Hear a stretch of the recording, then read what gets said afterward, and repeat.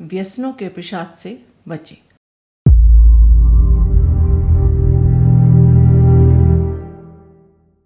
व्यसनों से कोसों दूर रहें, क्योंकि वे प्राणघातक शत्रु हैं। इनमें मादक पदार्थ प्रधान होता है।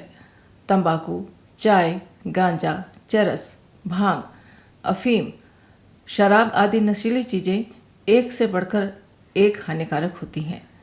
जैसे थके हुए घोड़े को चाबुक मारकर दौड़ाते हैं, परंतु अंत में उससे घोड़े की बची कुची शक्ति भी नष्ट हो जाती है, उसी प्रकार नशा पीने से आरंभ में तो कुछ फुर्ती दिखाई देती है, परंतु बाद में उससे रही सही शक्ति भी जाती रहती है।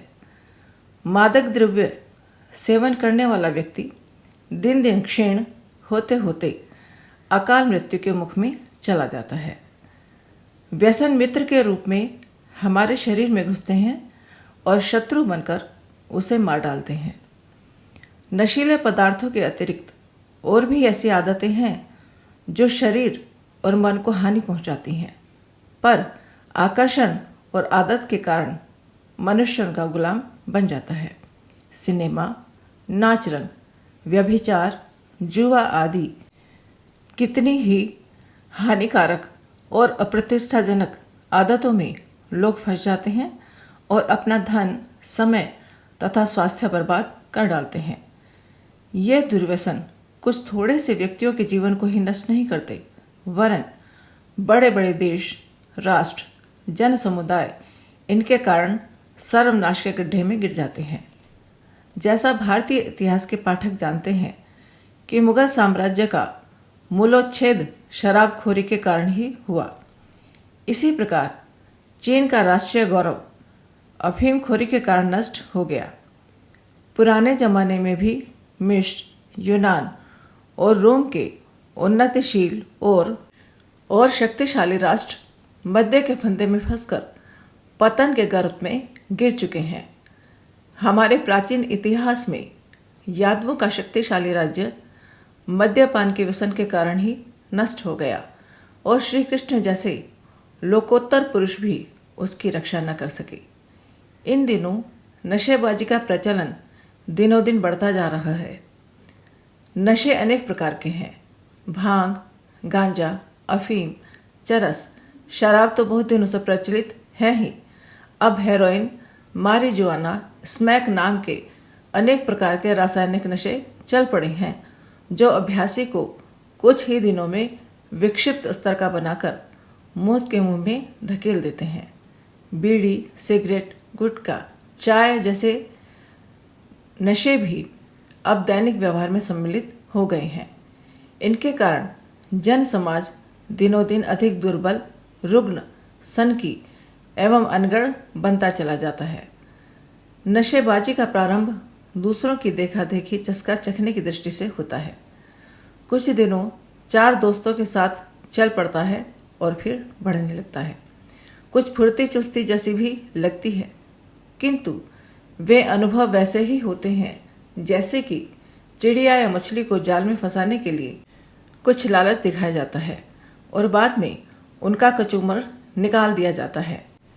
चूहे इसी प्रकार से लालच में पिंजरे में फंसते हैं और दुर्गति कराते हैं। नशे कुछ ही समय में आदत बन जाते हैं। नशे की वांछित मात्रा न मिलने पर बार बार नशे की तलब उठती रहती है। ना मिलने पर बेचैनी होती है। आदत सुधारने का मनोबल नहीं रहता।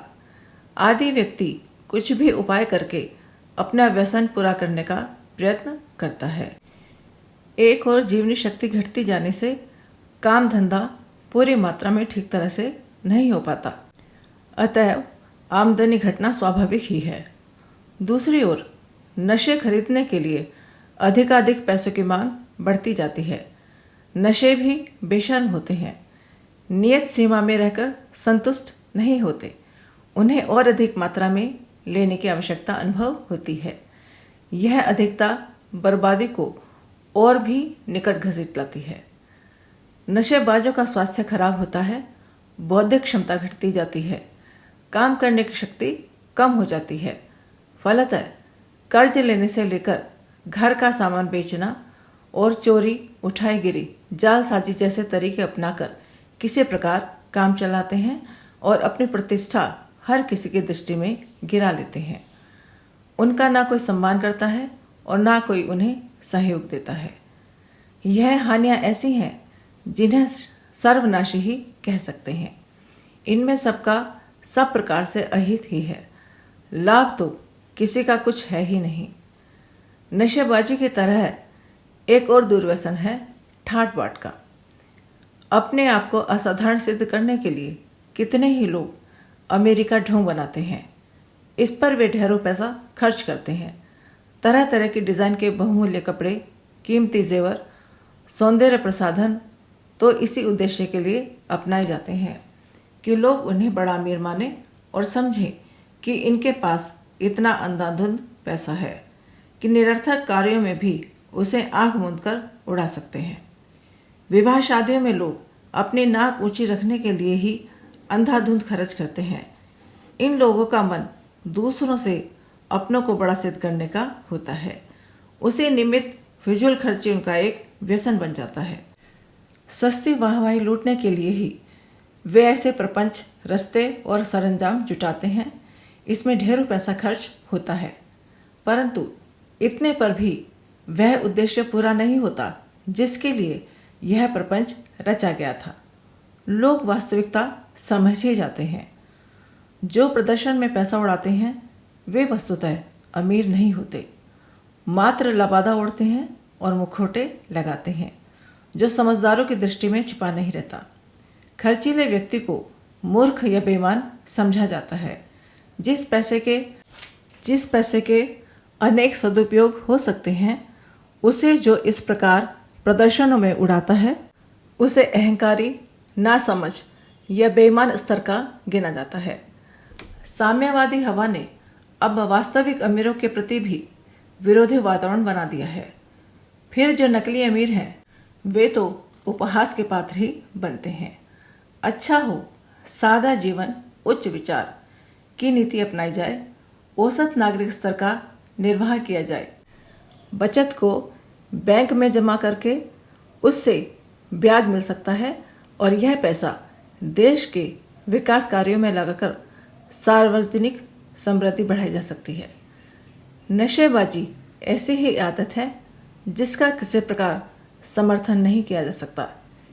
उसे अपनाने में बड़े आदमियों द्वारा अपनाई गई शान शौकत का अनुकरण ही मूल कारण होता है। स्वाद जैसी कोई बात भी उसमें नहीं होती है। समझने समझाने का प्रयत्न किया जाए तो इन दोनों बहुप्रचलित मद्यपान की अनेकानेक हानियां गिनाई जा सकती हैं। पाचन तंत्र उनके कारण बुरी तरह क्षतिग्रस्त होता है। मानसिक कुशलता घटती है और कुकल्पनाएं उस क्षेत्र में डेरा डालती हैं और बुद्धिमत्ता का हरण करती हैं। पैसे की बर्बादी प्रत्यक्ष है। कार्य क्षमता में कमी होती जाती है। नशेबाजों का सम्मान चला जाता है। उनकी प्रामाणिकता पर विश्वास नहीं रहता। दरिद्रता बढ़ती है और पारिवारिक कलह असंतोष उत्पन्न करती है। बच्चे जो देखते हैं सो सीखते हैं। नशेबाज आमतौर से दुर्गुणी और बुरी आदतों के आदि देखे गए हैं। आयुष्य घटता है। दुर्बलता और रुग्णता का शिकार रहना पड़ता है। ऐसी अनेक हानियां गिनाई जा सकती हैं। इतने पर भी लोग इस दुर्व्यसन को अपनाते और बढ़ाते ही जाते हैं। इन हानियों को समझने समझाने का प्रयास भी प्रायः निष्फल ही रहता है, क्योंकि प्रचलन का अनुकरण करने में जो कौतूहल का मजा आता है वह मूर्खतापूर्ण होते हुए भी रुचिकर लगता है। तथाकथित बड़े लोगों में कुछ न कुछ अच्छाइयाँ भी होती हैं, उन्हें कोई नहीं समझता, किंतु बुराइयों की नकल करते हुए समझा जाता है कि इस आधार पर हम भी बड़ों की बिरादरी में सम्मिलित हो सकेंगे। स्कूल कॉलेजों के नवयुवक चुपके चुपके स्कूटेब को अपनाने लगते हैं। वे यदि अपने को आरंभ में ही निकम्मा बना लेंगे तो बड़े होने पर क्या तो अपना भला कर सकेंगे और क्या समाज के काम आ सकेंगे। चाय, कॉफ़ी, सिगरेट, अफीम, कोकीन, स्मैक और हेरोइन आदि को तनाव या थकान मिटाने के लिए प्रयुक्त किया जाता है।